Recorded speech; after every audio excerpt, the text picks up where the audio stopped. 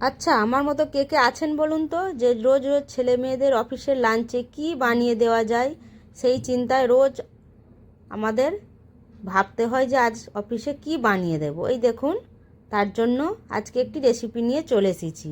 এই রেসিপিটি কিন্তু আমার ছেলের ভীষণ পছন্দ হয়েছে। এই দেখুন, নিয়েছি একটু ক্যাপসিকাম, গাজর, ফুলকপি, পেঁয়াজ আর বেশি করে একটু রসুন কুচি আর কাঁচা লঙ্কা কুচি। এবার কড়াইয়ে সাদা তেল দিয়ে ফুলকপিটা একটু ভেজে নিলাম। ফুলকপিটা ভাজা হয়ে গেলে তুলে নিলাম। এবার কড়াই দিয়ে দিলাম একটু বাটারটা হয়ে গেলে দিয়ে দেবো রসুন কুচিটা। এবার রসুন কুচিটা ভাজা ভাজা হয়ে যাওয়ার পর দিয়ে দেবো পেঁয়াজ কুচিটা একটু ভেজে নিয়ে দিয়ে দিলাম গাজর আর ক্যাপসিকাম কুচিটা। এখানে আমি স্বাদ অনুযায়ী একেবারে নুনটা দিয়ে দেব। যতটা রাইসে নুন লাগবে ততটা আমি একেবারে নুনটা দিয়ে দিলাম। এবার দেওয়ার পর ভালোভাবে সবজিগুলোর সাথে মিশিয়ে নিলাম। দিয়ে দেবো ফুলকপি ভাজাটা।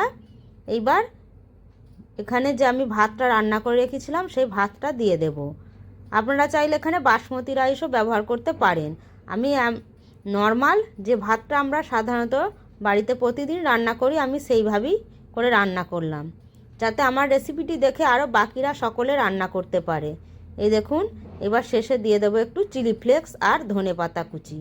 আজকের এই রেসিপিটি আপনাদের কেমন লাগলো অবশ্যই কমেন্ট করে জানাবেন।